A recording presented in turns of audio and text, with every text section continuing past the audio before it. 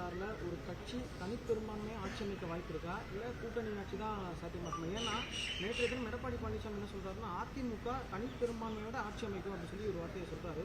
பாஜகக்காரங்க மட்டும்தான் கூட்டணி ஆட்சின்னு சொல்லிட்டு தான் நீங்க சொன்னீங்க. இப்போ ஒரு புதுசாக இவர் வந்து தனிப்பெரும்பான்மை ஆட்சி அமைக்கும்னு சொல்லி சொல்றாரு. அது எப்படி சார் சாத்தியமா இருக்குமா?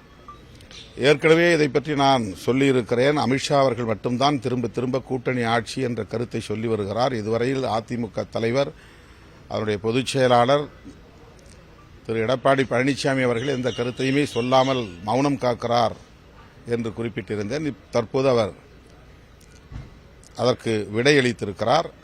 அவர் சொல்லியிருக்கிற பதில் பாஜகவுக்குத்தான் என்பதை நம்மால் புரிந்து கொள்ள முடிகிறது. கூட்டணி ஆட்சி இங்கு இல்லை, அதிமுக அதற்கு உடன்படாது என்கிற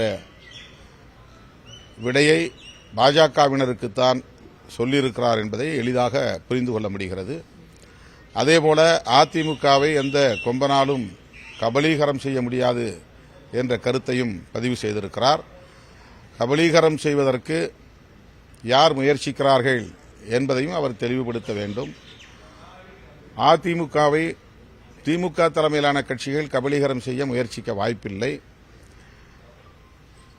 அப்படி ஒரு முயற்சி மேற்கொள்ளவும் முடியாது. கூட இருக்கிற கட்சிகளால் மட்டும்தான் விழுங்கி செரிக்கிற முயற்சியை மேற்கொள்ள முடியும். ஆகவே அந்த கருத்தும் பாஜகவுக்கு எதிராக அவர் சொல்லியிருக்கிறார் என்றுதான் உணர்ந்து கொள்ள முடிகிறது. எனவே பாஜகவுக்கும் அதிமுகவுக்கும் இடையிலே ஒரு இணைப்பு இருக்கிறதே தவிர பிணைப்பு இல்லை என்பதை புரிந்து கொள்ள முடிகிறது.